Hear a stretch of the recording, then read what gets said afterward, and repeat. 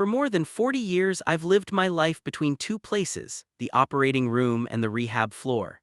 And I'm not alone. Surgeons I trust from Japan, Germany, Canada, and the US have spent the same decades watching bodies break, heal, rebuild, and sometimes decline faster than they should. One thing we've all learned the hard way is this: strength saves lives, weakness steals them. Yet somehow, in recent years, a new wave of longevity influencers, trendy fitness apps, tech CEO health gurus, and supplement brands keep repeating one simple slogan: just walk, walking is enough. And sure, walking is great, but according to them, after 75 you don't need resistance training, you don't need power training, you don't need any real loading at all. Just take your steps and you're good. If only human anatomy worked that way.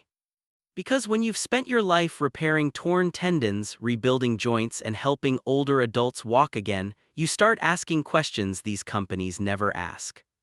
How can walking rebuild muscle that's already fatting away?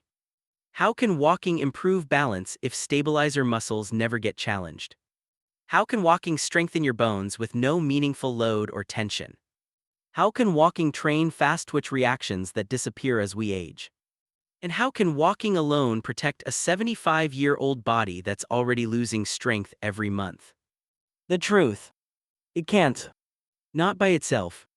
It doesn't match biomechanics. It doesn't match surgical outcomes. And it doesn't match what we see in real patients every single day. So, a group of us 22 orthopedic surgeons with more than 4 decades of real-world experience decided to investigate the hard way. No sponsors, no trendy theories, no corporate scripts. We went through hundreds of medical studies. We examined rehab protocols from 9 different countries, and then we tested the exercises on ourselves, nearly 300 of them. Japan alone contributed 144 movements. They treat aging like a science, not a fear. Most exercises helped a little.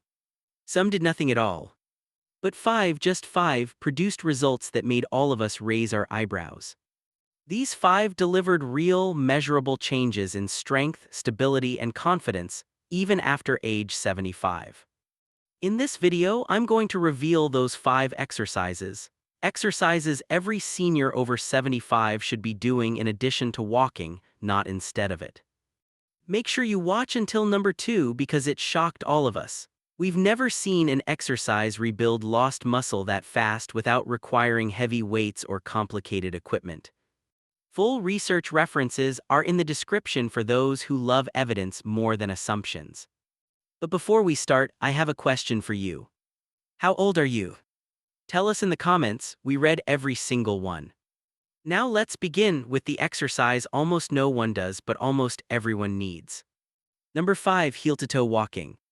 This might look simple, but don't be fooled. It's like giving your brain a software update. In the clinic, we call it tandem walking, and it targets something that drops sharply after 75, proprioception, your body's built-in GPS. It's how you touch your nose with your eyes closed. It's how you step off a curb without staring at your feet. It's how you move through a dark room without toppling over a chair. The problem is, after 75, the tiny nerve endings responsible for proprioception start sending weaker and slower messages to your brain. The signals get fuzzy. A University of Pittsburgh study found that proprioception drops by about 25% between ages 65 and 80. That's like trying to drive with fogged-up glasses. Heel-to-toe walking clears the fog. You walk in a straight line, placing the heel of one foot directly in front of the toes of the other, as if you're walking on a tightrope. Suddenly, your brain and body must communicate clearly and quickly. Here, how to do it right. Stand near a wall or countertop, safety first.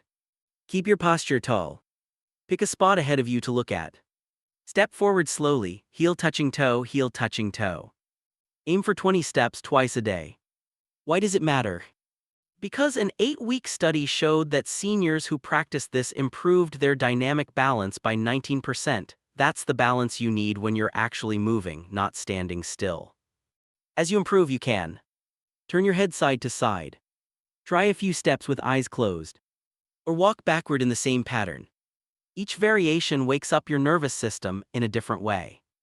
This is why we surgeons recommend it. it trains brain-to-foot communication, something regular walking never challenges. Now let's move to exercise number 4, which predicts independence better than almost any other movement. Number 4, chair squats. This one is simple, powerful, and surprisingly emotional for many of my patients. Because the ability to stand up from a chair without using your hands is one of the biggest predictors of whether someone will stay independent as they age. There's a famous study called the sitting-rising test, where researchers found that people who struggled to sit and stand without help had a 5 to 6 times higher risk of dying during the study period. Why? Because standing up requires the big muscles that start shrinking rapidly after 75, the quads and the glutes. Research shows adults lose about 3% of their muscle strength every year after 75. That's nearly 15% in 5 years gone. Chair squats fight that decline directly. How to do them? Sit in a sturdy chair. Feet flat, hip-width apart. Arms crossed or stretched forward. Lean forward slightly and push through your heels to stand. Pause at the top. Lower yourself back down slowly. The lowering part is gold, that's where a lot of the muscle building happens. A 12-week study found seniors gained 28% more leg strength, 15% faster walking speed, and 22% better stair climbing just from this movement. Aim for 2-3 sets of 10 reps each day. If it's hard, use your hands lightly and reduce help over time. Once it's easy, hold a small weight against your chest or use a lower chair. Most people can walk just fine but struggle to stand from a chair. Those are the ones who end up needing grab bars everywhere, or worse, end up avoiding social gatherings out of embarrassment. Chair squats give you the strength to stay independent. Now for number 3, something walking never trains. Number 3, standing hip circles.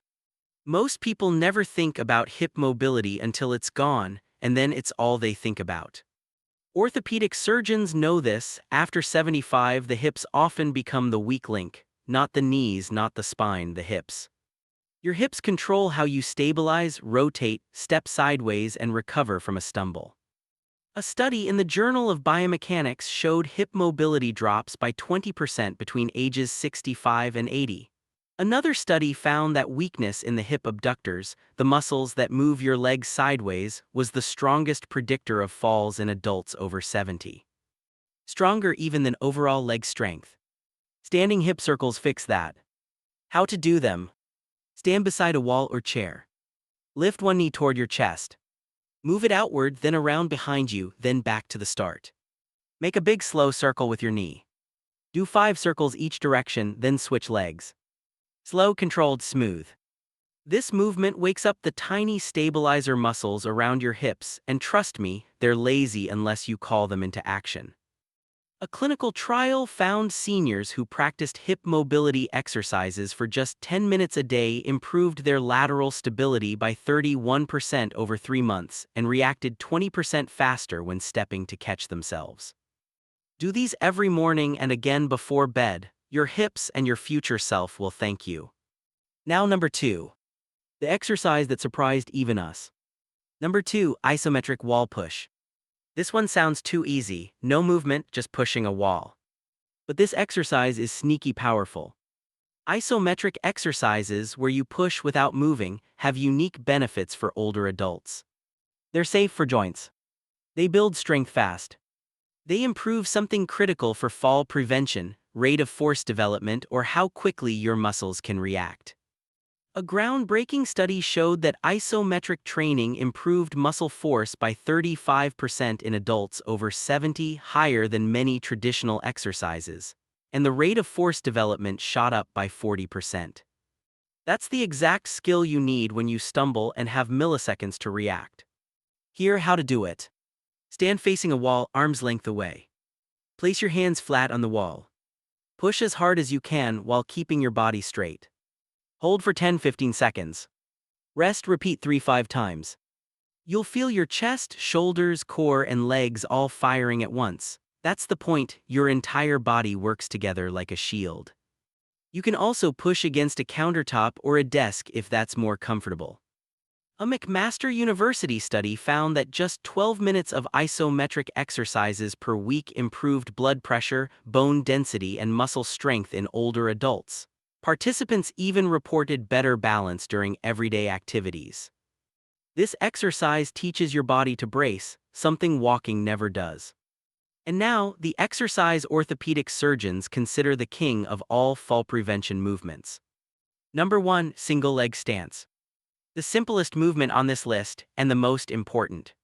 Standing on one leg might look basic, but hundreds of studies show it is one of the strongest predictors of fall risk, overall stability, and even longevity.